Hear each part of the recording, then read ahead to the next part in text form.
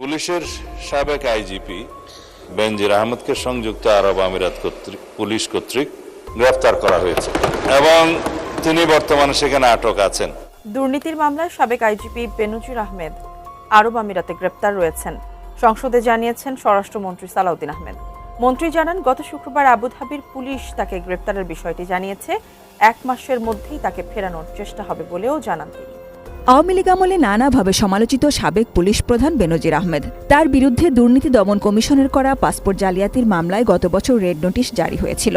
ইন্টারপোলের সহযোগিতায় এবার তাকে গ্রেপ্তার করা হলো। একসময় দেশের সবচেয়ে ক্ষমতাধর পুলিশ কর্মকর্তা হিসেবে পরিচিত ছিলেন বেনজির আহমেদ। দুর্নীতির অভিযোগ, বিপুল সম্পদের তথ্য এবং দেশ ছাড়ার পর অবশেষে আন্তর্জাতিক সহযোগিতায় গ্রেফতার করা হলো তাকে। বিপুল পরিমাণে অবৈধ সম্পদ অর্জন এবং দেশ ছাড়ার পর থেকেই তাকে নিয়ে চলছিল নানামুখী আলোচনা। অবশেষে পুলিশের সাবেক মহাপরিদর্শক বেনজির আহমেদকে দুবাইয়ে গ্রেফতার করা হয়েছে। দুর্নীতি দমন কমিশনের দায়ের করা মামলায় আন্তর্জাতিক পুলিশ সংস্থা ইন্টারপোলের সহযোগিতায় তাকে আটক করে দুবাই পুলিশ। রোববার দুপুরে পুলিশ সদর দপ্তরের একজন ঊর্ধ্বতন কর্মকর্তা গণমাধ্যমকে বিষয়টি নিশ্চিত করেন। একসময় বাংলাদেশের সবচেয়ে ক্ষমতাধর পুলিশ কর্মকর্তাদের একজন ছিলেন সাবেক আইজিপি বেনজির আহমেদ। স্বৈরাচার আওয়ামী সরকারের ঘনিষ্ঠ কর্মকর্তা হিসেবে পরিচিত এই সাবেক পুলিশ প্রধানের বিরুদ্ধে দুর্নীতি, অবৈধ সম্পদ অর্জন, ক্ষমতার অপব্যবহার এবং সংখ্যালঘু সম্প্রদায়ের জমি দখলের মতো গুরুতর অভিযোগ বহুদিন ধরেই আলোচিত। এবার সেই বেনজির আহমেদকে সংযুক্ত আরব আমিরাতের দুবাইয়ে গ্রেফতার করা হয়েছে বলে বাংলাদেশ পুলিশ সদর দফতর নিশ্চিত করেছে। বাংলাদেশ পুলিশের প্রধান হয়েও বেনজির আহমেদ সে যদি সবথেকে বড় সন্ত্রাসী হয়ে থাকে, তাহলে তো সাধারণ সন্ত্রাসী ও বাংলাদেশের পুলিশের মাঝে কোনো পার্থক্যই থাকে না।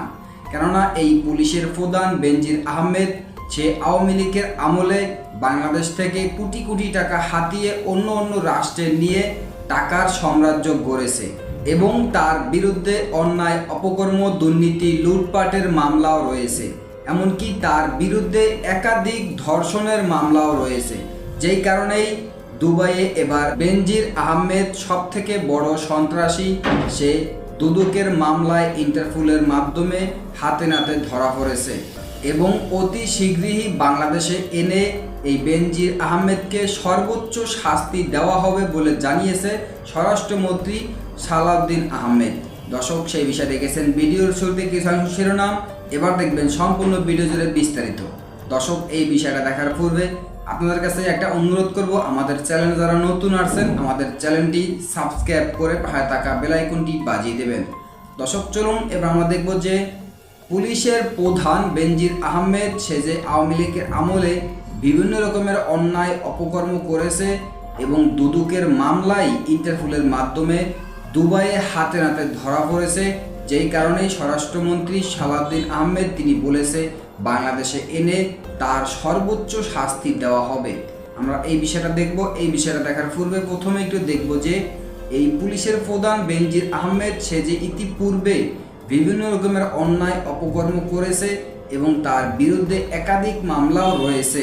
আমরা এই বিষয়টা প্রথমে দেখে তারপর অন্য বিষয়টা দেখব। ধৈর্য ধরে একটা লাইক দিয়ে সম্পূর্ণ ভিডিও দেখতে থাকুন এবং আপনার মতামত কি আমাদের কমেন্টে লিখতে থাকুন। অবশেষে পুলিশের সাবেক মহাপরিদর্শক বেনজির আহমেদকে দুবাইয়ে গ্রেফতার করা হয়েছে। দুর্নীতি দমন কমিশনের দায়ের করা মামলায় আন্তর্জাতিক পুলিশ সংস্থা ইন্টারপোলের সহযোগিতায় তাকে আটক করে দুবাই পুলিশ। রোববার দুপুরে পুলিশ সদর দপ্তরের একজন ঊর্ধ্বতন কর্মকর্তা গণমাধ্যমকে বিষয়টি নিশ্চিত করেন। একসময় বাংলাদেশের সবচেয়ে ক্ষমতাধর পুলিশ কর্মকর্তাদের একজন ছিলেন সাবেক আইজিপি বেনজির আহমেদ। স্বৈরাচার আওয়ামী সরকারের ঘনিষ্ঠ কর্মকর্তা হিসেবে পরিচিত এই সাবেক পুলিশ প্রধানের বিরুদ্ধে দুর্নীতি, অবৈধ সম্পদ অর্জন, ক্ষমতার অপব্যবহার এবং সংখ্যালঘু সম্প্রদায়ের জমি দখলের মতো গুরুতর অভিযোগ বহুদিন ধরেই আলোচিত। এবার সেই বেনজির আহমেদকে সংযুক্ত আরব আমিরাতের দুবাইয়ে গ্রেফতার করা হয়েছে বলে বাংলাদেশ পুলিশ সদর দফতর নিশ্চিত করেছে। দুর্নীতি মামলায় অভিযুক্ত বেনজির আহমেদকে সংযুক্ত আরব আমিরাত পুলিশ কর্তৃক গ্রেফতার করা হয়েছে। ইন্টারপোলের সহায়তায় দুর্নীতিসহ একাধিক মামলায় অভিযুক্ত পুলিশের সাবেক মহাপরিদর্শক বেনজির আহমেদকে সংযুক্ত আরব আমিরাতের পুলিশ গ্রেপ্তার করেছে বলে জানিয়েছেন স্বরাষ্ট্রমন্ত্রী সালাউদ্দিন আহমেদ। রোববার জাতীয় সংসদে বেনজির আহমেদকে গ্রেপ্তার প্রসঙ্গে ৩০০ বিধিতে বিবৃতি দিয়ে এসব কথা বলেন তিনি। একসময় দোর্দণ্ড প্রতাপশালী র্যাপিড অ্যাকশন ব্যাটালিয়নের মহাপরিচালক পদের দায়িত্ব পালনের সময় গুমে জড়িত কর্মকর্তাদের উৎসাহিত করতেন বেনজির আহমেদ। সে সময় র্যাবে কর্মরত এমনই এক কর্মকর্তার বিষয়ে প্রতিবেদনে তার কর্মদক্ষতা খুবই সন্তোষজনক এবং নেতৃত্ব উচ্চ মানের বলে প্রশংসা করেছেন বেনজির।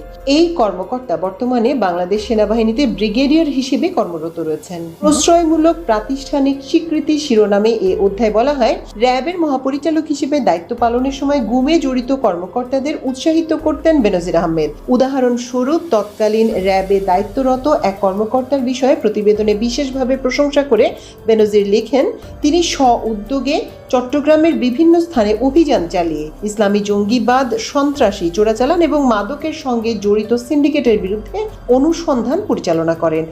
ওই কর্মকর্তার বিরুদ্ধে কোনো নেতিবাচক তথ্য পাওয়া যায়নি।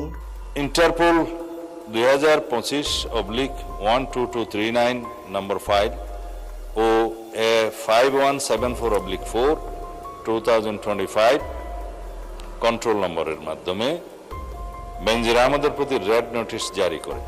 আজ রবিবার সংসদে দেয়া বক্তব্যে স্বরাষ্ট্রমন্ত্রী জানান, গত 12 জুন সংযুক্ত আরব আমিরাতের স্বরাষ্ট্র মন্ত্রণালয়ের director general of federal criminal police ও ন্যাশনাল সেন্ট্রাল ব্যুরো আবুধাবি থেকে পাঠানো একটি ইমেইলের মাধ্যমে বাংলাদেশ সরকারকে এই গ্রেপ্তারের বিষয়টি আনুষ্ঠানিকভাবে জানানো হয়েছে। বেনজির আহমেদকে দেশে ফিরিয়ে আনার প্রক্রিয়া সম্পর্কে স্বরাষ্ট্রমন্ত্রী বলেন, সংযুক্ত আরব আমিরাতের আইন অনুযায়ী গ্রেপ্তারের 30 দিনের মধ্যে কূটনৈতিক চ্যানেলের মাধ্যমে আনুষ্ঠানিক প্রত্যর্পণের আবেদন করতে হবে।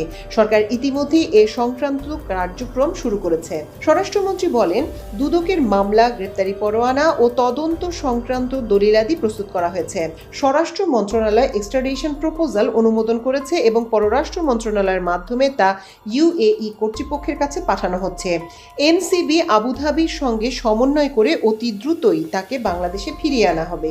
এনসিবি আবুধাবি জানিয়েছে যে ইউএই ফেডারেল ল নম্বর 39/2006 অনুযায়ী গ্রেপ্তারের তারিখ হতে 30 দিনের মধ্যে কূটনৈতিক চ্যানেলের মাধ্যমে আনুষ্ঠানিক এক্সট্রাডিশন রিকোয়েস্ট প্রেরণ করতে হবে। এটিকে বাংলাদেশ পুলিশের একটি ঐতিহাসিক সাফল্য হিসেবে অভিহিত করে স্বরাষ্ট্রমন্ত্রী বলেন, এর মাধ্যমে আমরা বিচারহীনতার সংস্কৃতি থেকে বের হয়ে আসতে সক্ষম হব। এই ঘটনা প্রমাণ করে, অপরাধী যত শক্তিশালী হোক না কেন, আইনের ঊর্ধ্বে কেউ নয়। এটি দেশের আইনের শাসন প্রতিষ্ঠায় একটি মাইল ফলক হয়ে থাকবে। দুদকের আবেদনের পর 2025 সালের 10 ফেব্রুয়ারি আদালত তার বিরুদ্ধে ইন্টারপোলের মাধ্যমে রেড নোটিশ জারির নির্দেশ দেয়। পরে জ্ঞাত আয় বহির্ভূত সম্পদ, সম্পদের তথ্য গোপন এবং মানি লন্ডারিং এর অভিযোগে তার বিরুদ্ধে গ্রেপ্তারি পরোয়ানা জারি করা হয়। মামলার তদন্তে তার ঘোষিত সম্পদের তুলনায় অধিক সম্পদের তথ্য পাওয়া গেছে বলে অভিযোগপত্রে উল্লেখ করা হয়েছে। মামলার নথি অনুযায়ী 2024 সালের 15 ডিসেম্বর দুদকের উপপরিচালক হাফিজুল ইসলাম বাদী হয়ে বেনজির আহমেদের বিরুদ্ধে মামলাটি করেন। পরে তদন্ত শেষে 2025 সালের 30 নভেম্বর তার বিরুদ্ধে জ্ঞাত আয় বহির্ভূত সম্পদ, সম্পদের তথ্য গোপন এবং মানি লন্ডারিং এর অভিযোগে অভিযোগপত্র জমা দেয় দুদক। বেনজির আহমেদের বিরুদ্ধে দণ্ডবিধির 420, 467, 468, 471 and 109 সেকশন এবং 1947 এর দুর্নীতি প্রতিরোধ আইনের সেকশন 5/2, 26(2) এবং 27(1) এর এবং বাংলাদেশ পাসপোর্ট অর্ডার 1973 এর 11 ধারার সেকশন 11 এর মামলা বিচারাধীন রয়েছে। অভিযোগপত্রে বলা হয়েছে, বেনজির আহমেদ তার দাখিল করা সম্পদ বিবরণীতে 6,45,37,365 টাকার স্থাবর সম্পদ এবং 5,74,89,966 টাকার অস্থাবর সম্পদের ঘোষণা দেন। তবে তদন্তে তার নামে 7,62,68,987 টাকার স্থাবর এবং 8,15,31,264 টাকার অস্থাবর সম্পদের তথ্য পাওয়া যায়। দুর্নীতি মামলায় অভিযুক্ত পুলিশের সাবেক আইজিপি বেনজির আহমেদকে গ্রেফতারের জন্য ইন্টারপোলের সাথে নিবিড়ভাবে কাজ করার জন্য নিয়োজিত পুলিশ হেডকোয়ার্টার্সের National central Bureau NCB Dhaka কর্তৃক ইন্টারপোলে আবেদন করা হয়। উল্লেখ্য, বেনজির আহমেদ 2020 সালের 15 এপ্রিল থেকে 2022 সালের 30 এপ্রিল পর্যন্ত পুলিশের মহাপরিদর্শক হিসেবে দায়িত্ব পালন করেন। এর আগে তিনি ঢাকা মহানগর পুলিশ কমিশনার এবং র্যাবের মহাপরিচালক হিসেবেও দায়িত্ব পালন করেন। 2024 সালে তার বিরুদ্ধে দুর্নীতির অভিযোগ ওঠার পর দুর্নীতি দমন কমিশন তদন্ত শুরু করলে তিনি দেশ ত্যাগ করেন। পরবর্তীতে তার বিরুদ্ধে একাধিক মামলা দায়ের হয় এবং আদালত গ্রেপ্তারি পরোয়ানা জারি করে। সর্বশেষ দুবাই। দর্শক, পুলিশের প্রধান হয়েও এই বেনজির আহমেদ সে একাধিক অন্যায় অপকর্ম, লুটপাট, দুর্নীতি করেছে। এমনকি সে বাংলাদেশ থেকে লাখ লাখ টাকা অন্য অন্য রাষ্ট্রে নিয়ে টাকার পাহাড় করেছে এবং তার বিরুদ্ধে যখন তার আসল রূপ ফাঁস হয়ে গিয়েছে তখন কিন্তু সে দেশ থেকে পালিয়ে গিয়েছে।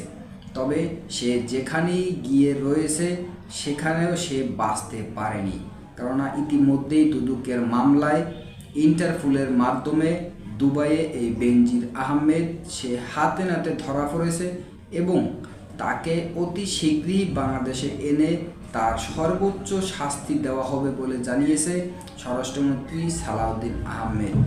দর্শক, আজকের ভিডিও এই পর্যন্ত। নতুন কোনো ভিডিওতে কথা হবে নতুন কোনো বিষয় নিয়ে। ততক্ষণ ভালো থাকবেন, সাথে থাকবেন। আসসালামু আলাইকুম, আল্লাহ হাফেজ।